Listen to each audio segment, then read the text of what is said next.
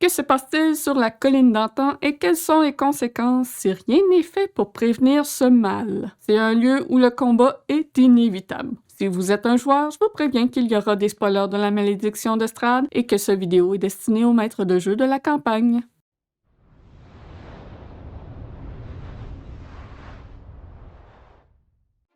Lorsque vos joueurs auront complété le Magicien des Vins, Davian Martikov les enverra récupérer l'un des gemmes magiques permettant aux vignes de pousser, qui se trouve en la possession des druides de la colline d'antan. S'ils ne le sont pas déjà, vous pouvez donner le niveau 5 à vos joueurs ou 6 si vous jugez que votre groupe n'est pas assez fort. Gardez toujours en tête que les items du Tarokka donnent aussi un niveau, donc assurez-vous de distancer les niveaux pour ne pas qu'ils en gagnent 2 dans la même session. Le livre recommande un groupe de niveau 6, mais s'ils ont en leur possession le bâton de Gultias et le sacrifient pour détruire les végétaux malades, ça rend l'endroit moins dangereux.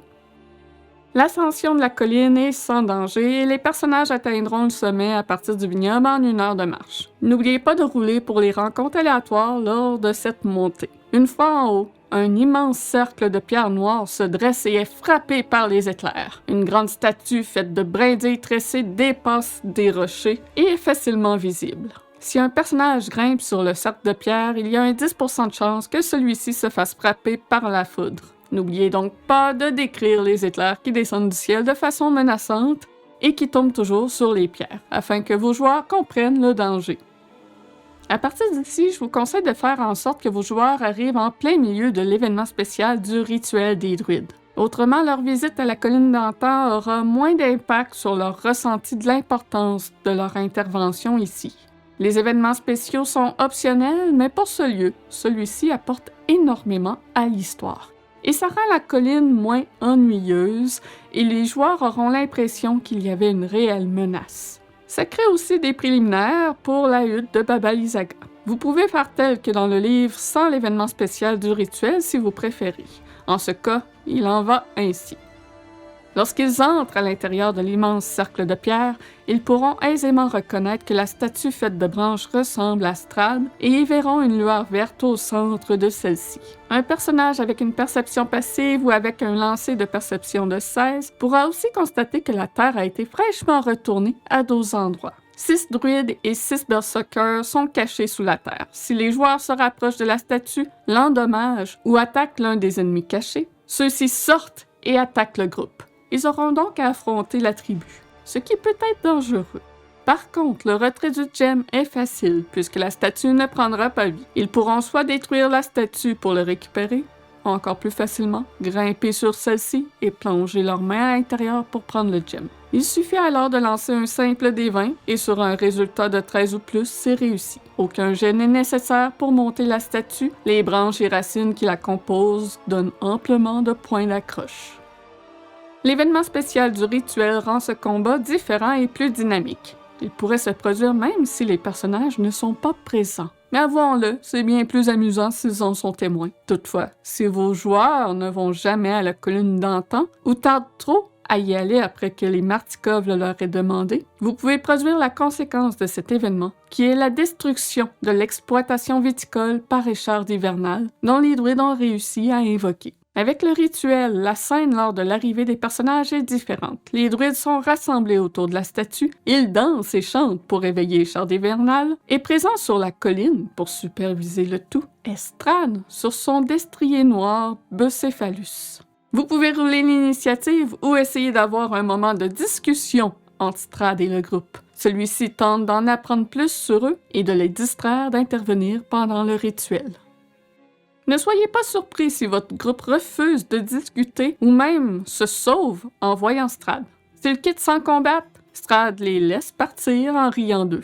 Et après 1 minute de leur descente, ils peuvent entendre les pas lourds descendre la colline, alors qu'écharde hivernale a été invoquée et se dirige vers le magicien des vins. Les joueurs auront le choix de fuir ou d'intercepter l'arbre malade pour sauver le vignoble. Je vous conseille d'ajouter quelques berserkers avec l'arbre s'il l'intercepte, car un ennemi seul est toujours plus facile à vaincre. Si au contraire il se montre courageux et confronte Strahd, ajoutez les 6 druides qui font le rituel et les 6 berserkers qui sont encore cachés sous la terre dans l'initiative avec Strahd. Les druides, à moins d'être attaqués et que leur vie soit en danger, passeront leur tour à chanter. Il doit y avoir au moins un druide par round qui chante, et ce pendant 10 rounds, pour qu'Écharde hivernale soit invoquée. Rares sont les combats qui durent aussi longtemps que 10 rounds, alors si vous désirez que l'arbre s'éveille, vous pouvez décider que le rituel était déjà entamé à l'arrivée des personnages et qu'il reste 5 rounds avant la complétion de celui-ci. Strahd assistera les druides, mais vu qu'il est encore tôt dans la campagne, il ne devrait pas chercher à tuer les joueurs, mais plutôt les tester et les observer pour apprendre comment ils se battent. Il ne devrait pas non plus démontrer toutes ses capacités pour que le mystère sur sa puissance magique demeure. Vous pouvez utiliser par exemple son sort de détection des pensées et pendant le combat, il leur demande s'ils ont des êtres chers, quels sont leurs pires cauchemars, s'ils ont rencontré Van Richten, n'importe quelle information qui pourrait lui être utile, et le fait qu'il pose les questions fait en sorte que les pensées superficielles du groupe seront sur ce sujet. Il pourrait faire aussi une nappe de brouillard pour nuire au groupe sans leur faire mal, bloquant ainsi la vue sur les druides. Un sort de sommeil si certains ont peu de vie, et à l'occasion quelques rayons de givre si le combat est trop facile. N'oubliez pas qu'ils auront les végétaux malades près de l'arbre de Gultias ensuite à combattre. Strahd peut rester jusqu'à la fin pour les féliciter et les inviter à dîner en sa présence, ou partir après quelques rounds ayant récolté ce qu'il voulait savoir d'eux. N'oubliez pas qu'il est fragile en dehors du château, mais qu'il a la protection du cœur des chagrins. Et n'hésitez pas à utiliser Bucephalus. Celui-ci est une monture intelligente et agit à sa propre initiative. Donc si Strahd le monte, il ne pourra pas utiliser ses actions légendaires pour bouger, à moins de descendre du cheval, ce qui prend la moitié de son mouvement. Bucephalus peut à son tour prendre une action de se tenir prêt, un ready action, de transporter Strahd avec son galop éthéré, ayant comme déclencheur par exemple que sa vie baisse de moitié ou bien qu'une attaque surpasse la vie du cœur des chagrins. Fait à noter, Bucephalus possède 104 points de vie au lieu de 68. On retrouve cette information dans le chapitre du château de Ravenloft, à la crypte 39, celle de Bucephalus. J'aime bien remplacer la présence de Strahd ici par Baba Lysaga. Je trouve que c'est bien plus approprié à l'histoire et ça permet d'avoir une interaction avec la sorcière en dehors de Bérez. Que Strahd veuille la destruction du vignoble, c'est un choix étrange des auteurs. Bien qu'il soit un monstre, le peuple de Barovie est sa nourriture et le vin est la seule source de bonheur pour ces gens. Donc le leur enlever les rendra encore plus dépressifs et suicidaires, ce qui risquerait de réduire en quelque sorte son garde-manger. Remplacer Strahd par Baba Lysaga est le choix logique ici, puisqu'elle attaque déjà les corbeaux avec ses épouvantails. Elle juge qu'ils sont une nuisance pour celui qu'elle qualifie d'être son fils, alors que Strahd se soucie peu des gardiens de la plume. Il ne voit pas de menace en eux. Ça explique aussi comment les druides sont venus à connaître la présence du gemme et ses capacités magiques à animer les choses. Avec Baba Lysaga, le combat se déroulera de la même façon car elle sait que ces étrangers sont les jouets de son fils et évitera de les tuer car c'est décevrait Strahd. Elle cherchera à les inciter à partir et éviter le combat. Et sinon, assistera les druides sans trop faire de mal au groupe. Elle peut par exemple lancer rapetissement ou métamorphose sur l'un d'eux ou une brume mortelle entre eux et les druides pour couper le champ de vision et permettre aux druides de compléter le rituel. Et pour faire un préliminaire à cette rencontre, avant même que le groupe entreprenne de monter la colline, ils peuvent apercevoir tout en haut de celle-ci quelque chose de volant arriver. Mais sont incapables d'identifier ce que c'est réellement. C'est Baba Lysaga sur son crâne. Une fois le cercle de pierre franchi, les personnages seront face à l'arbre de Gultias qui est entouré d'une végétation morte. Au travers des buissons se cachent 6 résineux, 12 nielleux, et ils peuvent y voir 3 lierreux qui rôdent dans les parages bien en vue.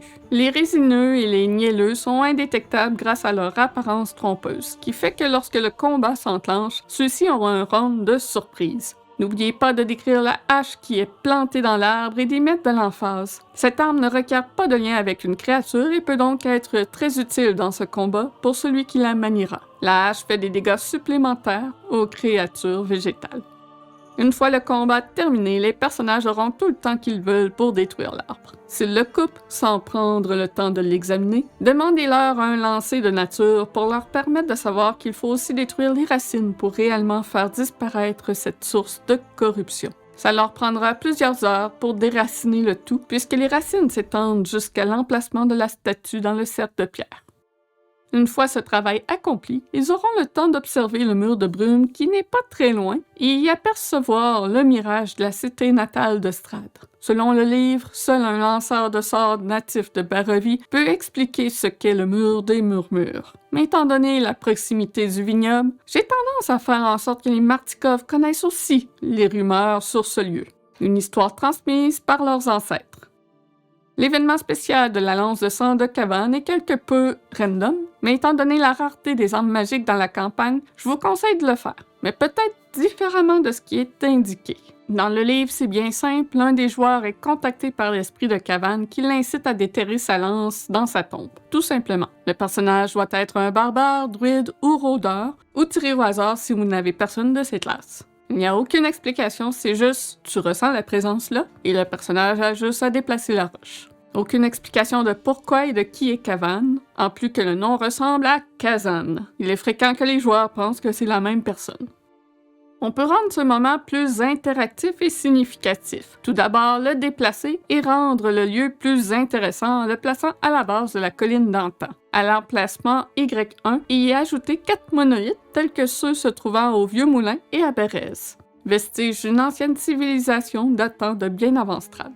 En s'y rapprochant, l'élu choisi par Cavan entend un murmure. Il incite la personne à se rapprocher du centre en lui disant que sa lance l'aidera pour conquérir la montagne.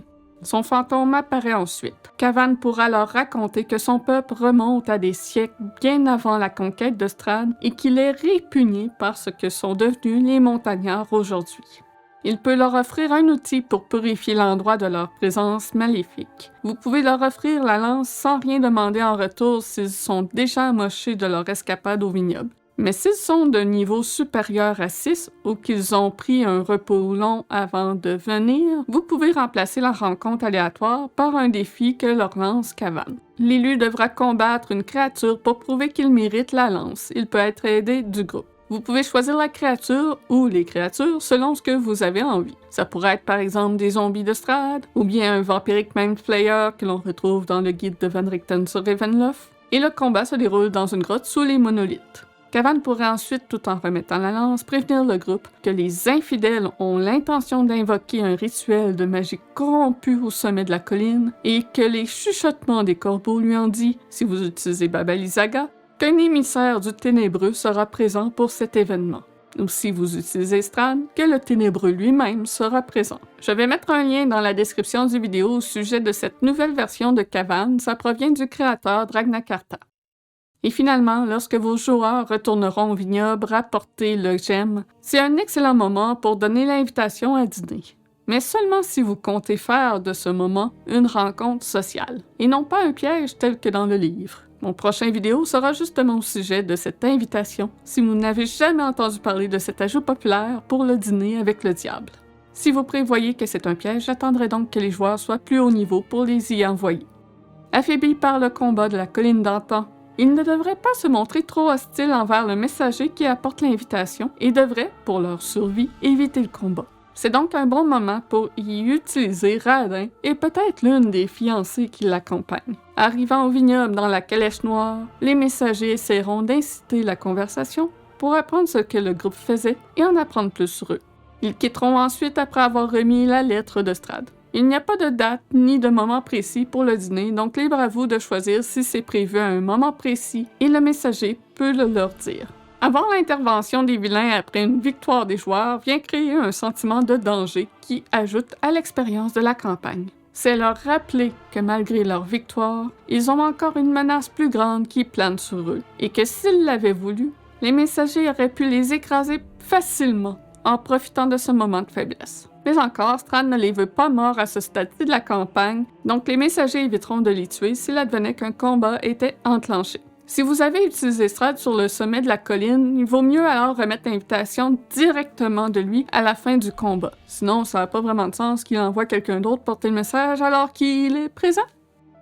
Ça complète cette capsule, n'oubliez pas de vous abonner et de cliquer sur le pouce pour ne rien manquer et nous aider à ce que YouTube partage notre contenu à plus d'auditeurs. N'hésitez pas à nous partager en commentaire vos expériences de campagne et dites-nous si vous préférez avoir Strahd ou Baba Lysaga présent sur la colline. Comment vos joueurs ont réagi? Vous pouvez aussi nous rejoindre sur Discord pour discuter avec nous, partager vos expériences et avoir de l'aide d'un maître de jeu expérimenté. On a une section dédiée à la malédiction de Strahd et je vous encourage aussi à rejoindre notre Patreon si vous voulez avoir un accès anticipé à tout ce que l'on fait et nous encourager. Vous y trouverez déjà les prochaines vidéos du guide et la prochaine capsule sera sur l'invitation à dîner et comment rendre celle-ci plus intéressante qu'un simple piège. Retrouvez-nous sur Twitch si vous voulez assister à nos parties en direct. Un vendredi soir sur 2, nous faisons la malédiction de Strahd. Vous pouvez aussi nous suivre sur Facebook et Instagram pour être à l'affût de ce que nous faisons. Et vous pouvez nous encourager aussi en portant des t-shirts à notre effigie disponible sur Redbubble. Tous les liens sont dans la description du vidéo. Sur ce, je vous dis à la prochaine. Bye bye!